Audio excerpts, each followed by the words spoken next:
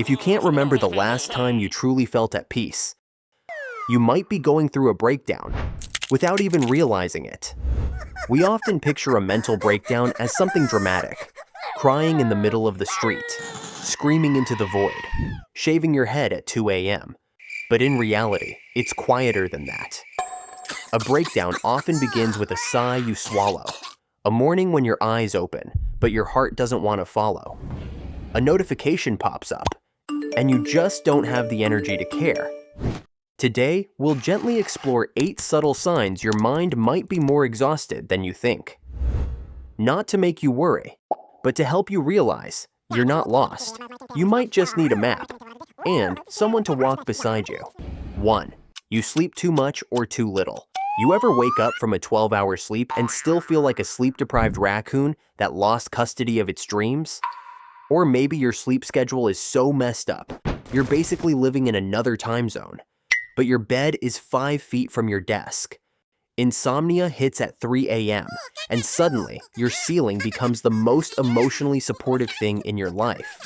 Or, plot twist, you sleep like a medieval poet in a plague coma, and yet still wake up feeling like someone rewired your soul with a potato battery. It's not just tiredness, it's your brain dodging reality like it owes it rent. Oversleeping? That's emotional avoidance in pajamas. Undersleeping? That's your stress hormones throwing a rave. Either way, your nervous system is screaming, "Mayday!" and your mattress isn't fixing it. You're not broken, you're buffering. Your brain is fried and hitting the snooze button on life. But recovery sleep is real sleep. So turn off the screen. Cancel the late-night doom scroll. Breathe like a peaceful forest creature. Your reset doesn't start with hustle. It starts with rest that actually heals. 2. You show signs of anxiety or depression. There's a kind of exhaustion sleep can't fix. A weight on your chest for no clear reason. One moment, you're laughing. The next, you're crying over a missed text or dropped keys. You blame stress or hormones, but deep down, something feels off. Anxiety and depression aren't always dramatic. Sometimes they're clenched jaws, replayed regrets, or constant irritation. Maybe you feel numb, maybe guilty for not being able to snap out of it. But this isn't weakness, it's overload. You're not broken. You're human, trying to keep up in a world that demands too much. These feelings don't mean you're failing. They're signals, warnings, your mind asking for a break. Don't ignore the whisper. Pause. Breathe. You deserve rest, not shame. 3. Brain fog hits you hard. You know that feeling when you walk into a room and forget why? Opened your laptop only to stare blankly at the screen? That's brain fog. But it's not just forgetfulness. It's like dragging yourself through mental cement. Every task feels harder. Every decision feels impossible. You reread the same line. You forget the day. Even choosing what to eat feels like a chore. And then comes the self-doubt. Am I just lazy? Number. You're not. This is what happens when your brain runs in survival mode too long. It's shutting down non-essential functions to protect you. That's not failure. It's your mind begging for rest. So if you're running on caffeine and autopilot, it might be time to pause. Recharge. You deserve that. 4. Personal hygiene. What's that? You tell yourself you'll shower after this one thing, then suddenly it's been 3 days and your hair's in a messy bun so tragic it deserves its own documentary. Your clothes? Same hoodie, same socks.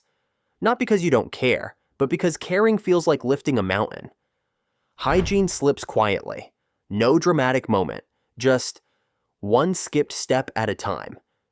And here's the thing, it's not laziness, it's depletion. Your brain's triaging survival, and brushing your teeth isn't top priority when everything feels like too much.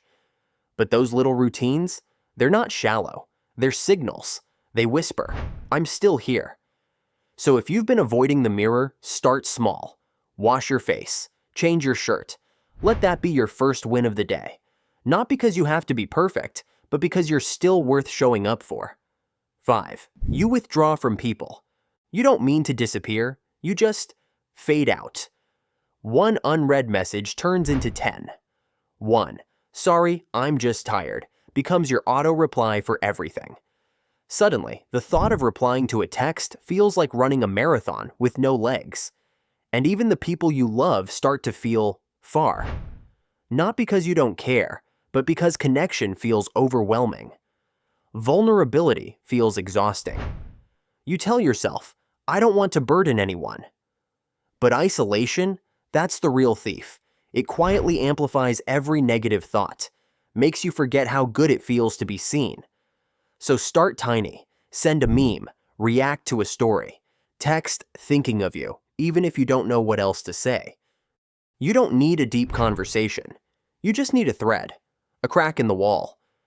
Because connection doesn't always heal everything, but it's a damn good place to start. 6. You're breathing weirdly.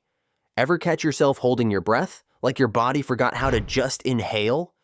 Or maybe your chest feels tight, like there's an invisible hand pressing down? That's anxiety sneaking in through the back door. And the wild part? You might not even notice.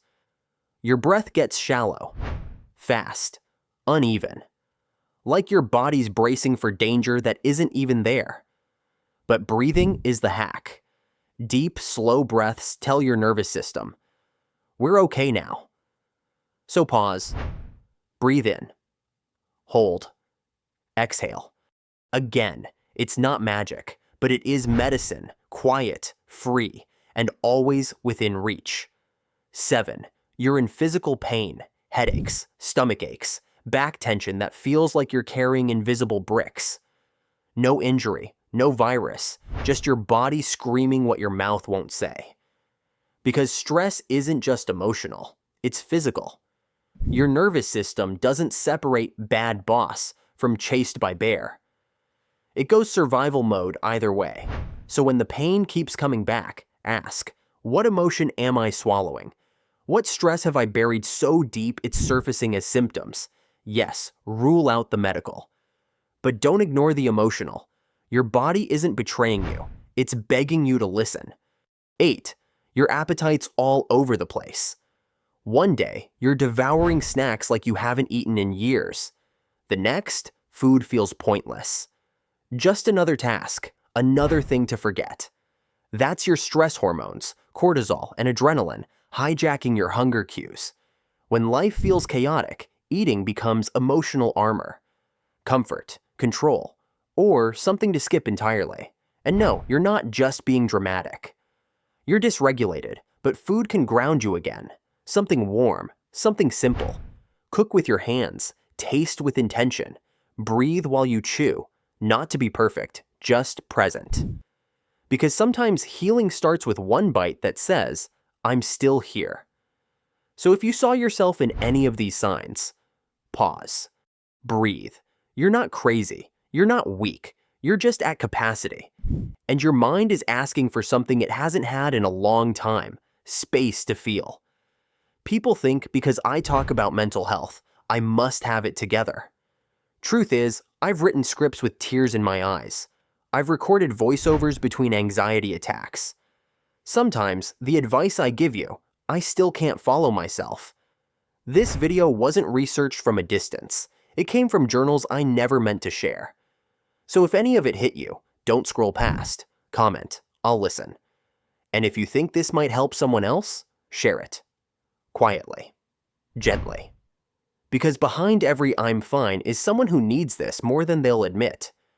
We don't need to go viral. We just need to reach the right person at the right moment. Maybe that's you. Maybe you'll help save someone else's day or life.